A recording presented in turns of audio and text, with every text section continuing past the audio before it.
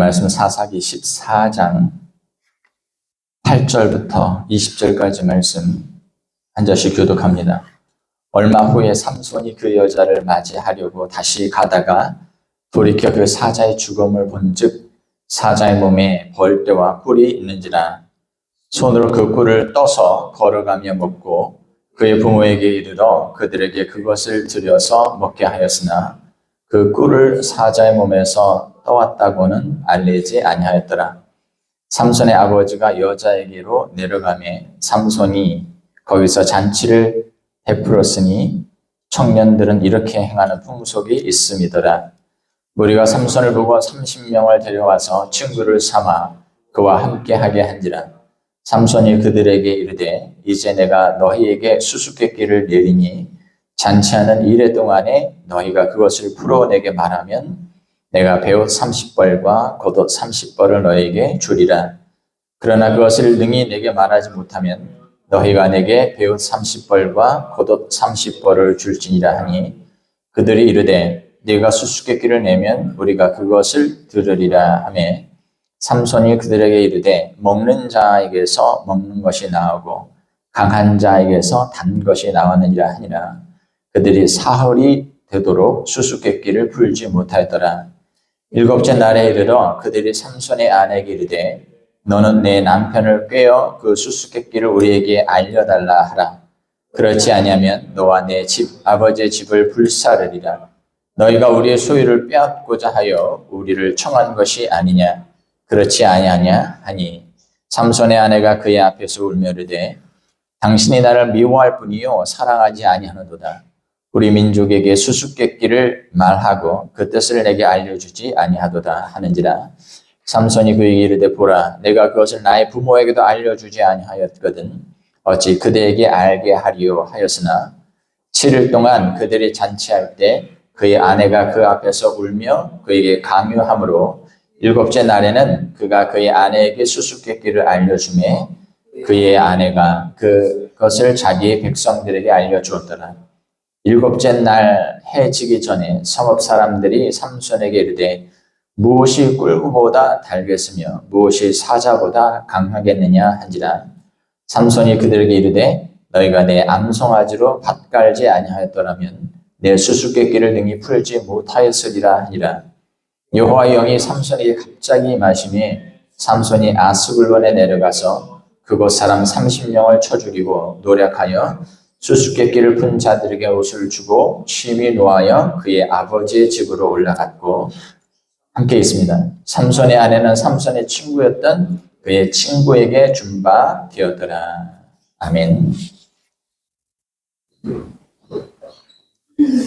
사사기 강의 9번째 시간이고요. 오늘은 제멋대로 나시린 삼손이라는 제목으로 하나님의 말씀을 증거하겠습니다. 입다라는 사사 이후에 이스라엘에는 입산 또 그 다음은 압돈이라고 하는 사람이 이스라엘의 사사로 활동을 하게 됩니다. 그 다음 사사가 바로 우리가 잘 알고 있는 삼손이라는 사사입니다. 그런데 삼손이 등장하기에 앞서 이스라엘이 처해 있었던 상황에 대해서 성경은 이렇게 기록하고 있습니다. 사사기 13장 말씀을 보십시오.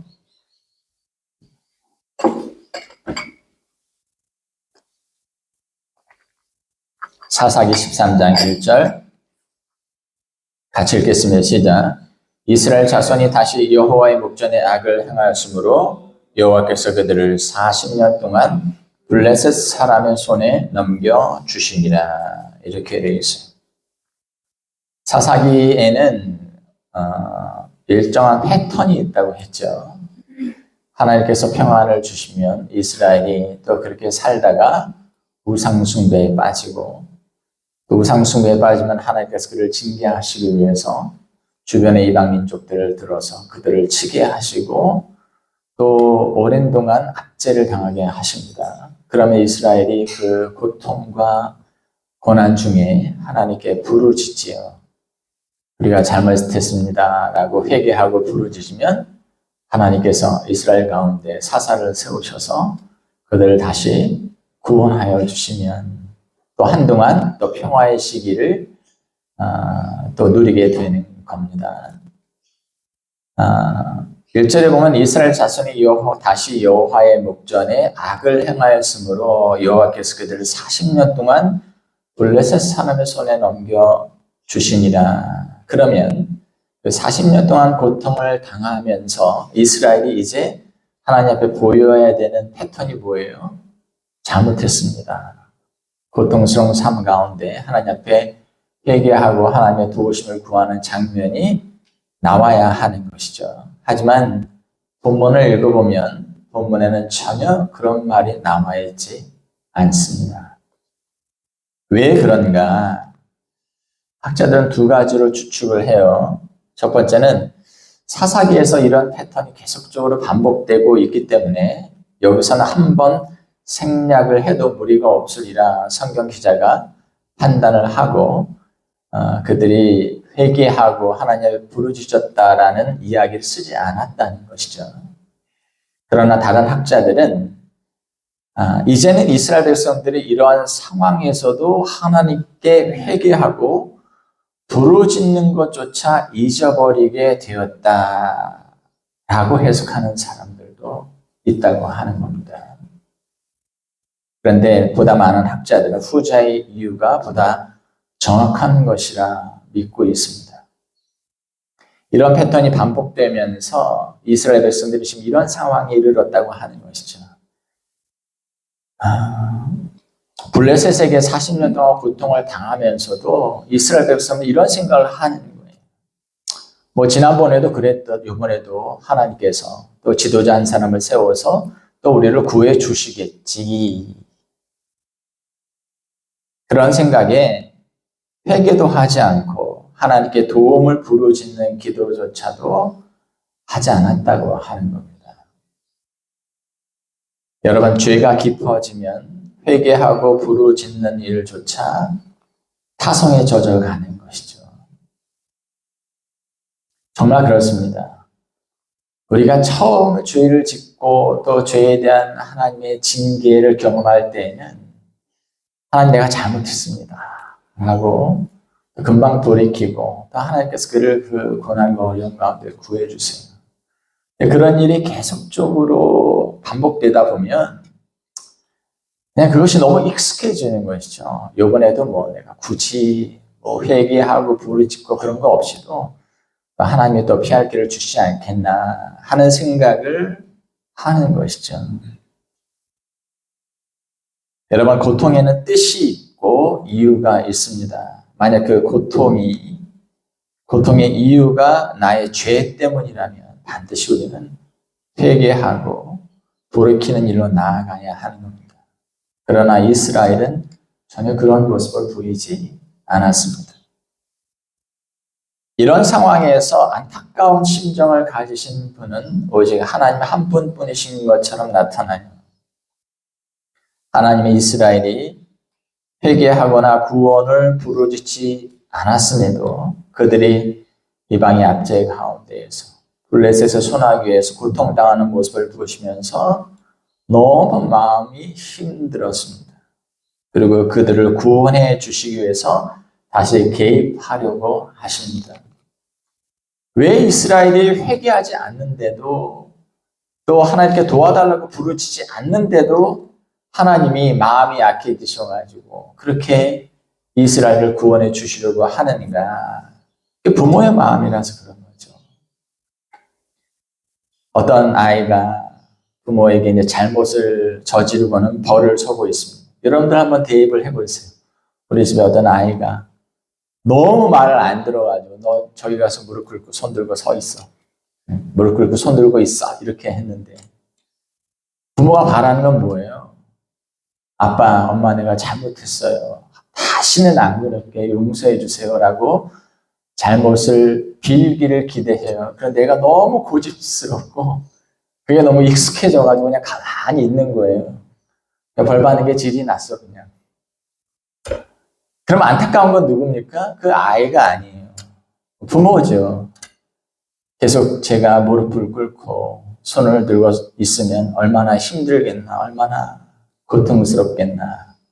부모 마음은 빨리 잘못했다고 하고 다시는 안 그랬다고 이제 좀 빌면 용서해 주고 싶은데 그렇지 않는 거죠. 그럼 부모는 되게 어떻게 합니까? 그냥 내버려 둡니까? 네가 이기나 내가 이기나 보자 하고 그냥 내버려 둬요. 그렇지 않죠. 아이가 잘못했다는 얘기를 안 해도 아버지나 어머니가 벌 쓰고 있는 아이 옆에 가서 이제 반성했으리라 믿는다. 됐으니 네 방에 들어가라. 마음이 먼저 약해져서 이야기하는 건 부모인 것처럼 하나님이 지금 이스라엘에게 그러고 계신 것이죠. 부모의 마음이란 그런 것입니다. 네가 이기나 내가 이기나 보자가 아닙니다. 부모는 그런 상황에서도 자식을 사랑하기에 때로 거역하는 자식에게도 져주는 거예요. 하나님은 회개할 줄 모르는 이스라엘 백성들임에도 불구하고 그들을 구원하시기 위해서 사사를 세우실 준비를 하십니다. 하나님은 소라라고 하는 땅에 사는 단지파의 가족 중 마누아라는 사람을 통해서 이스라엘을 구원할 사사를 준비하려고 하십니다. 그런데 그의 아내는 임신할 수 없는 상태에 있었어요. 그런데 하나님은 임신할 수 없는 그 여인을 통해 이스라엘을 구원하시겠다라고 하는 겁니다. 사사기에서 자주 발견되는 모티브가 뭐냐면 barrenness라고 하는 겁니다. barrenness. 임신할 수 없는 여인도 영어로 이야기하면 barrenness지요. barrenness라고 하는 영어는 불모의 토양, 텅 빈 상태를 말하는 거예요. 그것이 바로 이스라엘의 영적인 상태였어요. 이방의 압제를 겪으면서 고통스러운 상황에서 이스라엘 민족들이 겪고 있는 것은 어떤 열매도 생산할 수 없는 불모의 토양처럼 되어버린 이스라엘이었습니다. 이 여인이 바로 그 이스라엘의 영적인 상태를 말해요. 그건 어떠한 생명도 산출할 수 없는 철저히 텅 비어있는 인간의 영혼의 상태. 임신할 수 없는 이 여인이었던 마누아의 부인이 바로 그러했습니다. 그런데 그 여인을 통해서 하나님은 생명을 낳게 하시고 그를 통해서 이스라엘을 구원하시겠다고 하는 거였습니다. 삼손은 어머니의 뱃속에서 나올 때부터 나실인 곧 하나님께 드려진 하나님 앞에 구별된 사람이어야 했습니다.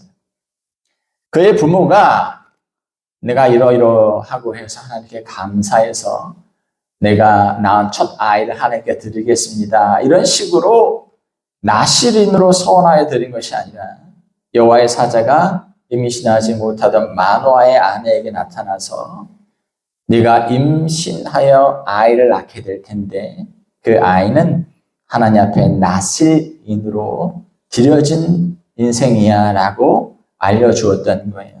그 말씀이 바로 사사기 13장 3절부터 5절까지의 말씀입니다. 제가 읽어보겠습니다. 사사기 13장 3절부터 5절. 여호와의 사자가 그 여인에게 나타나서 그에게 이르시되 보라 네가 본래 임신하지 못함으로 출산하지 못하였으나 이제 임신하여 아들을 낳으리니 그러므로 너는 삼가 포도주와 독주를 마시지 말며 어떤 부정한 것도 먹지 말지니라. 보라 네가 임신하여 아들을 낳으리니 그의 머리 위에 삭도를 대지 말라. 이 아이는 태에서 나옴으로부터 하나님께 바쳐진 나실인이 됨이라. 그가 블레셋 사람의 손에서 이스라엘을 구원하기 시작하리라 하시니 이렇게 되어 있어요.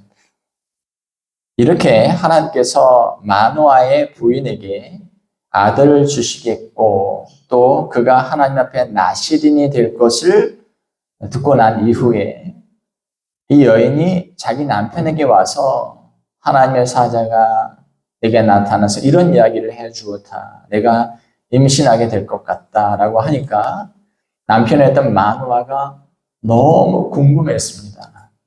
우리 가정에 아들을 주신다고 너무 반갑기도 하고, 왜 당신에게만 나타나셨냐? 좀 나에게 나타나셔서 우리 집안에 주신 그 아이를 어떻게 키워야 될지에 대해서 네가 가르쳐 주시면 좋겠다라는 마음을 품게 됐어요.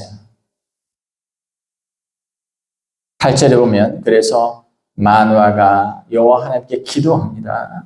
마누아가 여호와께 기도하여 이르되 주여 구하옵나니 주께서 보내셨던 하나님의 사람을 우리에게 다시 오게 하사 우리가 낳을 아이에게 어떻게 행할지를 우리에게 가르치게 하소서 하니 이렇게 돼 있어요. 여러분, 삼손의 아버지가 될 사람이었던 마누아의 이러한 태도는 모든 믿음의 부모들에게 사실 귀감이요 본이 됩니다. 여러분 한번 생각을 해보세요. 우리는 하나님 앞에 이렇게 기도한 적이 있습니까? 하나님께서 우리 가정에 주신 이 아이를 내가 믿음 안에서 어떻게 키워야 할까요? 자식이 귀엽고 귀하지 않은 부모가 어디 있겠습니까? 여유가 된다면 최선을 다해서 자식에게 잘해주고 최고로 키우고 싶은 것이 다른 부모의 마음이죠. 하지만 신자는 여기서 그쳐서는 안 됩니다. 내가 능력이 되는 대로 자식에게 풍요롭게 다 해주고 싶다. 거기서 그쳐서는 안 돼요. 여러분은 우리의 자녀가 하나님 앞에서 첫째 어떤 사람으로 자라기를 원하는가 하는 소원을 가지고 있어야 합니다. 하나님, 나는 내 아이가 하나님 앞에 이렇게 자라기를 원합니다. 또한 여러분은 여러분의 자녀가 하나님 앞에서 우리 가정에 주신 이 자녀를 어떻게 믿음으로 키워야 할지에 대해서 하나님 앞에 끊임없이 물어야 한다는 겁니다. 이 시대의 많은 부모들은 또 신앙의 가정이라 할지라도 믿음의 부모로서 역할을 하려고 하지 않습니다. 대부분의 역할을 거의 못해요. 해도 잘하지 못하고 있습니다. 그냥 주로 아이에게 상처를 주는 경우가 더 많아요. 그래서 어떤 사람은 아예 그냥 아빠 노릇 하려고 하지 마. 엄마 노릇 하려고 하지 마. 이렇게 얘기하는 사람도 있어요. 괜히 아빠라고 또 엄마라고 하면서 아이에게 하는 행동이나 말들이 오히려 상처를 주니까 그냥 가만히 있어. 뭘 하려고 하지 말고 이런 게 그냥 사회 분위기인 것 같아요. 애가 그냥 저절로 크도록 참견하지 말고 내버려 두고. 그러나 우리는 그렇게 할 수 없어요. 하나님, 나는 믿음 안에서 우리의 자녀가 이렇게 커갔으면 좋겠습니다. 또 하나님께서 우리에게 주신 이 자녀를 내가 어떻게 믿음 안에서 키워야 합니까? 계속 기도하셔야 돼요. 삼손의 부모는 최선을 다해서 자신의 아들 삼손을 나시린으로 그리고 하나님 앞에 구별된 사람으로 키우기 위해 애를 썼던 것 같아요. 그리고 결국 하나님은 어느 시기가 오자 삼손을 이스라엘 앞에 지도자로 세우시게 됩니다. 그 말씀이 바로 사사기 13장 24절 25절입니다. 우리가 삼손의 인생을 보면서 그의 부모들이 애를 잘못 키웠네 이렇게 생각하시면 곤란해요. 그들은 한다고 했어요. 기도했고 하나님을 가르쳐 주셨고 자신의 아들을 하나님 앞에 구별된 인생으로 키우기 위해서 애를 썼던 것만큼은 분명합니다.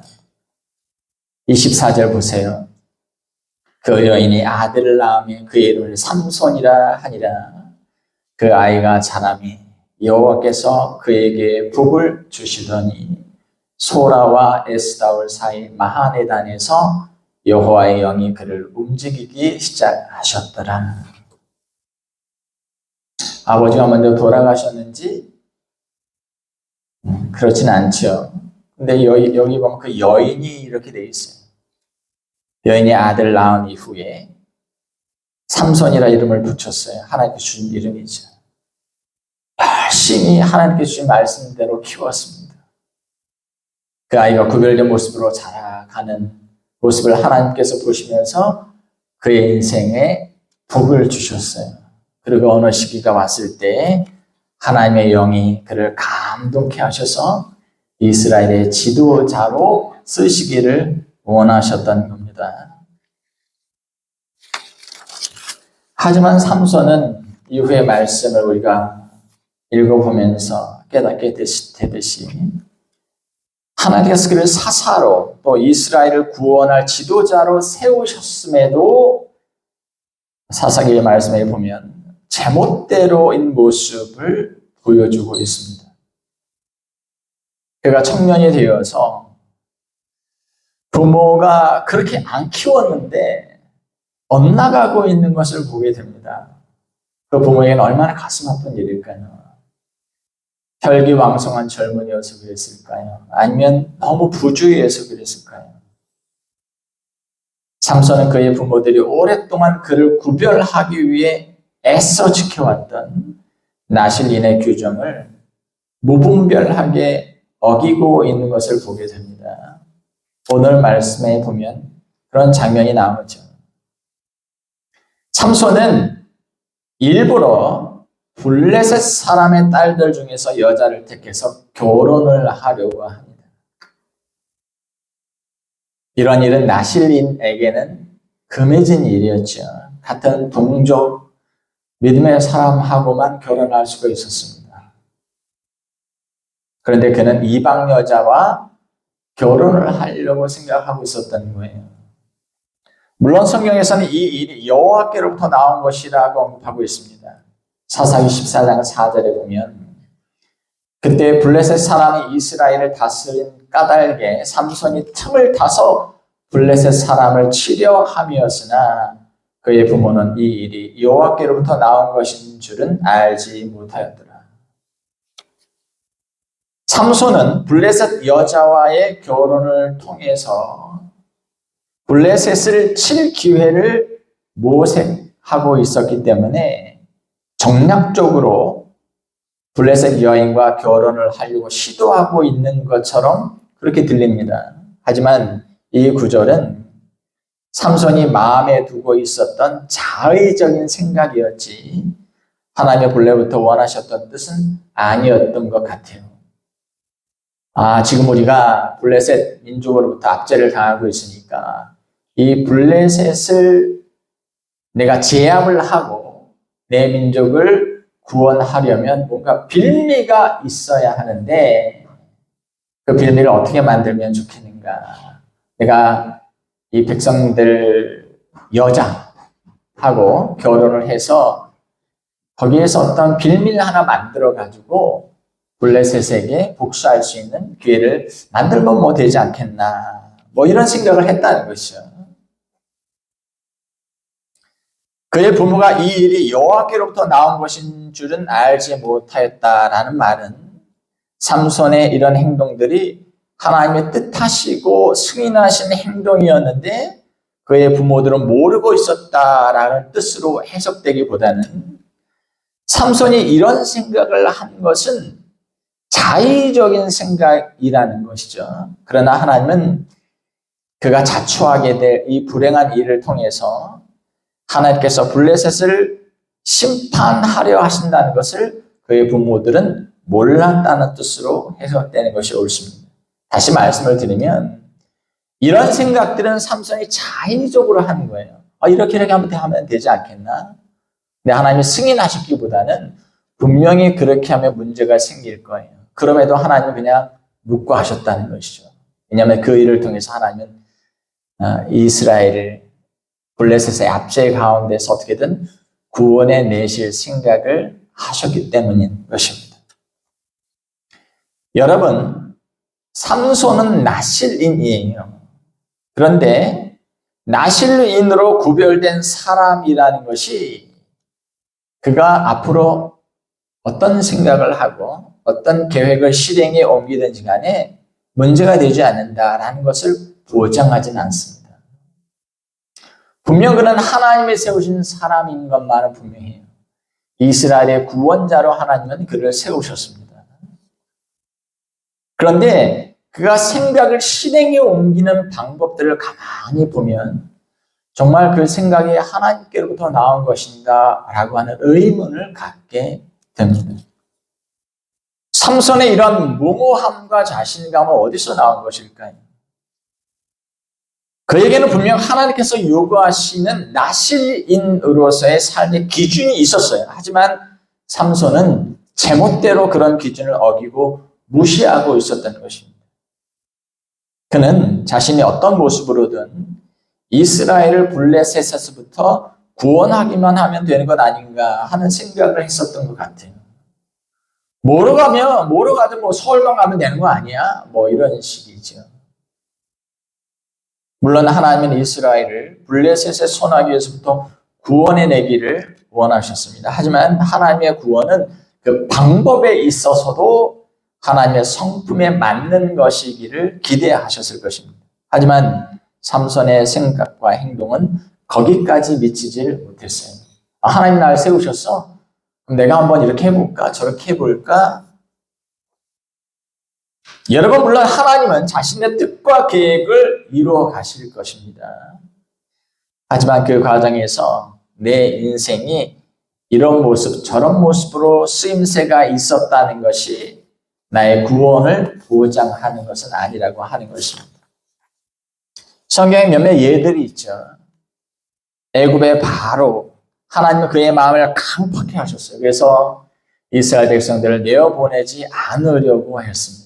성경에 보면 그의 강팍함이 계속 누적되고 쌓이면서 결국엔 이스라엘 백성들을 보내지 않으려고 고집합니다. 하나님 그것을 그냥 내버려 두셨어요. 왜냐하면 그 강팍한 마음 가운데 하나님께서 이스라엘의 하나님으로서 애굽을 완전히 붕괴시키기를 원하시기 때문입니다. 애굽의 바로 그의 마음의 강팍함은 하나님께서 이스라엘을 구원하시는 일에 있어서 사실 쓰임받는 마음이었죠. 그런 마음으로 인해서 하나님은 자유롭게 하나님의 심판의 재앙들을 애굽에 쏟아 부으실 수 있었습니다. 하지만 그가 쓰임을 받았기에 그가 하나님께 구원을 받았는가? 그렇게 볼 수 없죠. 가룟 유다는 자기 스승 예수에 대해서 실망하고 낙심한 가운데 자신의 스승을 은전 30에 팔아넘기게 되죠. 물론 그 일로 인해서 예수님께서 십자가에 달려 죽으시게 됩니다. 그렇다면 그가 하나님의 구원의 계획에 참여한 모습이 있었으니 하나님이 그를 인정하실까? 그것은 다른 문제라고 하는 거예요. 삼손은 블레셋 여자를 자기 아내로 맡기 위해 딥나로 내려가게 됩니다. 그런데 그 길에 다시 한번 나실인의 규정을 어기게 돼요. 그가 전에 그의 부모와 함께 딥나로 내려가는 길에 포도원 근처에서 사자를 만나게 되는데 그 사자와 싸우던 끝에 손으로 찢어 그 사자를 죽인 일이 있었습니다. 그런데 사자의 시신에 벌떼들이 끌었던 거예요. 그리고 거기에 집을 짓고는 또 꿀이 거기서 생기게 된 겁니다. 가는 길에 보니까 자신이 이전에 싸워서 죽였던 사자의 시신에서 벌들이 집을 짓고 또 꿀이 그 가운데 있는 거예요. 그것을 떠서는 가는 길에 먹었던 겁니다. 그리고 그 꿀이 좀 남아서 부모님에게 또 드렸어요. 안 될 일이죠. 왜냐하면 나실이는 죽음에 손을 대서는 안 됐습니다. 그런데 그 또 죽음에서 난 꿀을 자신만 먹었을 뿐만 아니라 그것을 알지 못하는 부모에게 드렸던 것이죠. 삼손은 신부 측 사람들을 잔치에 초대합니다. 30명의 젊은 사람들이 초대되어서 7일 동안 잔치를 벌였습니다. 여흥이 어느 정도 오르자 삼손은 애매한 수수께끼를 잔치집의 친구들에게 제시합니다. 그 수수께끼를 맞추면 상으로 배옷과 또 겉옷을 주겠다는 거예요. 30명 그 전부에게. 그 말씀이 바로 14절입니다. 삼손이 그 연애에 참석한 친구들에게 냈던 수수께끼입니다. 같이 한번 읽어볼게요. 12절, 13절 읽겠습니다. 시작. 삼손이 그들에게 이르되 이제 내가 너희에게 수수께끼를 내리니 잔치하는 이래 동안에 너희가 그것을 풀어 내게 말하면 내가 배옷 30벌과 겉옷 30벌을 너희에게 주리라. 그러나 그것을 능히 내게 말하지 못하면 너희가 내게 배옷 30벌과 겉옷 30벌을 줄지니라 하니 그들이 이르되 내가 수수께끼를 내면 우리가 그것을 들으리라 하매. 삼손이 낸 수수께끼가 뭐냐면 14절에 나와 있습니다. 같이 읽을까요? 삼손이 그들에게 이르되 먹는 자에게서 먹는 것이 나오고 강한 자에게서 단 것이 나왔느니라 하니라. 그들이 사흘이 되도록 수수께끼를 풀지 못하였더라. 자, 사람들은 이 이야기를 보면서 이게 무슨 수수께끼야? 누가 맞추겠어? 이런 생각을 할 수도 있는데 그런데 여기에는 동음이의어 수수께끼가 숨어 있어요. 잘 생각하면 맞출 수도 있는 거예요. 왜냐하면 먹는 자에게서 먹는 것이 나오고 강한 자에게서 단 것이 나왔다. 지금 결혼 잔치가 벌어지고 있는 상황이라 친구들은 혹시 성적인 어떤 것을 생각하고 있었는지 모르겠지만 사자라는 말이 히브리 말로는 알이에요. 알이. 근데 꿀이라는 말도 알이입니다. 그래서 사자에게서 꿀이 나온다. 이렇게 볼 수가 있어요. 그러니까 동음이의어 수수께끼였던 겁니다. 잔치가 진행되는 동안 사람들은 이 문제를 풀어보려고 했지만 풀 수가 없었어요. 상황이 조금씩 신부 쪽에 험악하게 돌아갔습니다. 초대되어 온 사람들은 신부 측 사람들을 위협했어요. 야, 우리한테 이 의복을 같이 하려고 우리를 지금 이 잔치에 초대한 거냐? 도대체 이 수수께끼를 어떻게 맞출 수 있단 말이냐? 네 남편 될 사람 삼손에게 빨리 어떻게든 꿰어서 이 답을 알아내라. 안 그러면 내가 너희 가정들을 가만히 놔두지 않겠다. 이런 식으로 위협을 했다는 거예요. 그러니까 이 부인될 이 여인이 계속적으로 울며 불며 삼손에게 빨리 비밀을 가르쳐 달라고. 날 안 사랑하는 거 아니냐. 부부 사이에 비밀이 있어서는 안 되는 거 아니냐. 나한테만 가르쳐 달라 해가지고는 결국에 알아낸 거죠. 그래서 그 30명의 친구들에게 이 수수께끼의 답을 알려줬어요. 근데 이 일을 삼손이 빌미로 삼았다는 겁니다. 신부될 여자가 삼손을 졸라서 이 수수께끼에 대한 답을 삼손에게서 알아내고 그 문제에 대한 답을 사람들에게 알려주었는데 삼손은 이것에 대해서 화가 났습니다. 빌미를 잡은 거죠. 여자의 배신. 그리고는 블레셋 사람 30명을 죽여서 그들이 입고 있던 옷을 벗겨서 수수께끼의 문제를 푼 사람들에게 주었다는 이야기가 오늘 본문의 이야기입니다. 여러분, 우리는 이 본문 말씀을 통해서 한 힘센 장사의 영웅담을 우리가 지금 보고 있는 겁니까? 아닙니다. 제 성질에 못 이겨서 하나님이 주신 힘을 마구잡이로 사용하고 있는 제멋대로인 나실인을 지금 우리가 보고 있는 거예요. 여러분, 사람들은 결과나 성과가 자신의 가치를 나타내 준다는 생각을 가지고 있습니다. 결과나 성과가 좋으면 나는 잘 살고 있는 것이고 잘하고 있는 것이라고 생각을 하는 것이죠.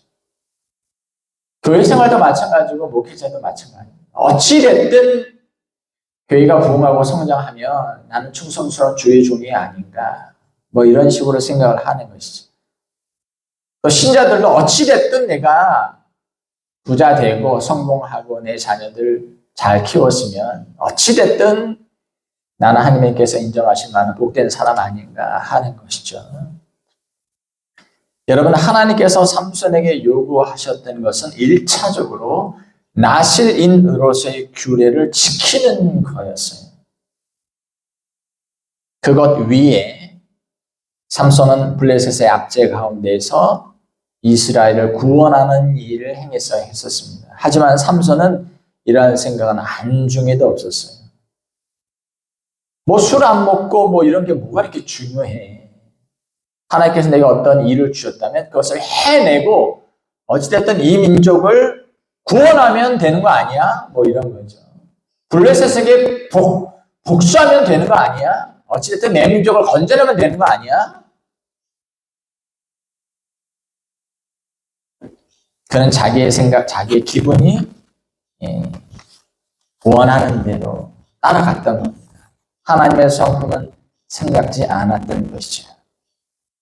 이런 말이 있어요. being이 doing보다 선행한다 하는 겁니다. 당신이 하나님 앞에서 어떤 존재인가 라는 것이 당신이 하나님을 위해서 어떤 일을 행했는가 라는 것보다 선행한다고 하는 거예요. 우리가 인생을 돌아보면서 하나님, 나는 하나님 위해서 이런 것도 했고 저런 것도 했고, 그러나 우리가 하나님과의 관계 안에서 많은 것들을 놓치고 하나님께서 기대하시는 바 그 사람이 되지 못했다면 하나님은 그래도 괜찮아. 어찌됐든 너 이거 했잖아. 라고 우리의 인생을 인정해 주실까요? 성과 있는 doing이 잘못된 being을 상쇄해 주진 않는다고 하는 겁니다. 삼손은 이러한 사실을 분명히 이해하고 있어야 했습니다. 하나님께서 그에게 우선적으로 기대하셨던 것은 성과가 아니었어요. 나실인으로서의 규정을, 하나님의 자녀로서의 태도를 지키고 유지하는 것이 우선이었습니다. 그러나 삼손은 그것을 완전히 잊어버리고 있었던 것입니다.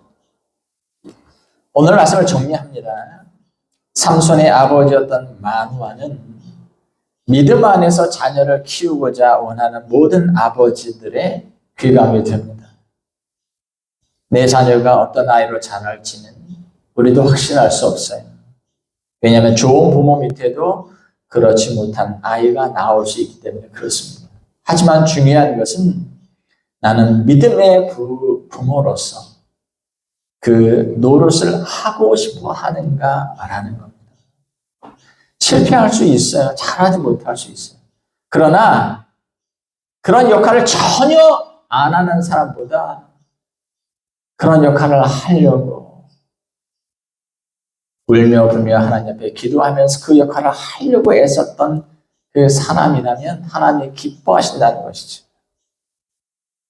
내 자녀가 하나님 앞에서 어떤 삶으로 자라기를 원하는가, 그 소원을 여러분들 가지셔야 됩니다. 그리고 어떻게 키워야 할지에 대해서 하나님 앞에 끊임없이 물으셔야 합니다. 그리고 그 말씀을 따라 자녀를 양육해 가려고 힘쓰시기를 바랍니다. 인간의 연약함에도 불구하고 하나님은 자신의 뜻을 이루어 가십니다.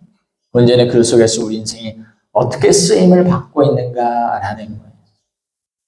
악인도 악한 나를 위해 쓰임을 받을 수 있어요. 잠언서 16장 4절, 여호와께서 온갖 것을 그 쓰임에 적당하게 지으셨나니 악인도 악한 날에 적당하게 하셨느니라. 그러나 문제는 쓰임을 받고 있느냐가 아니라 그가 그의 인생이 하나님께 기쁘게 쓰임을 받고 있는가입니다. 하나님을 위해 무엇을 한다 혹은 무엇인가를 이룬다는 것보다 중요한 것은 우리 자신이 하나님이 기대하시는 순결하고 순전한 하나님의 사람이 먼저 되었는가라는 것입니다. 우리는 그릇의 크기를 바라보지만 중요한 것은 그릇의 정결함입니다. 왜냐하면 정결하지 않고서는 그 어떤 것도 거기에 담기 어렵기 때문입니다. 기도하겠습니다.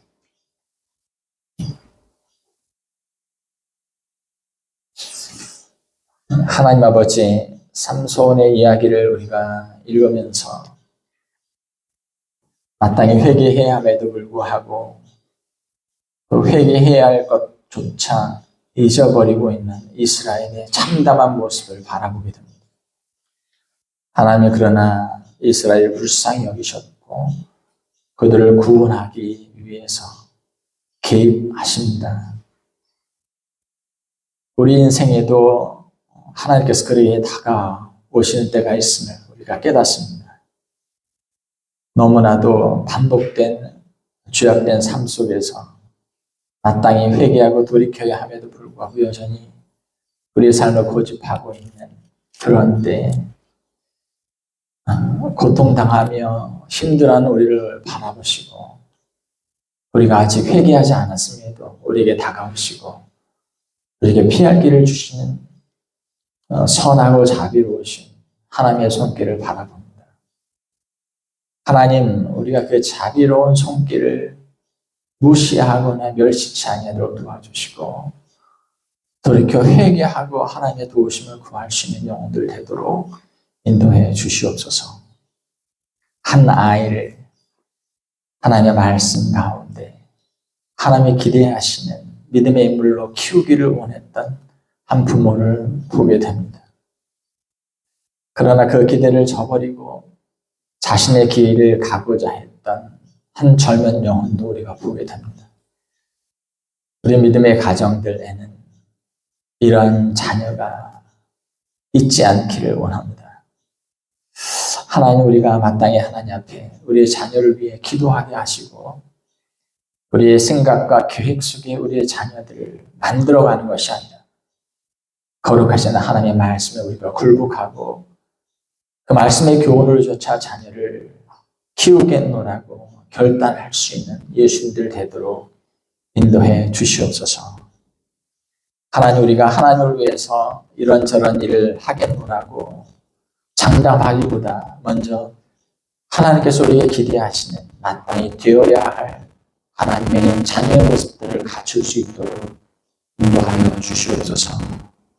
깨끗한 그릇이 되어서 하나님께서 우리를 어떤 용도로 쓰시든 쓰임받을 수 있는 기쁜 그릇들 다 되도록 주 우리에게 순전한 믿음을 더하여 주시옵소서. 예수님의 이름으로 기도하옵나이다. 아멘.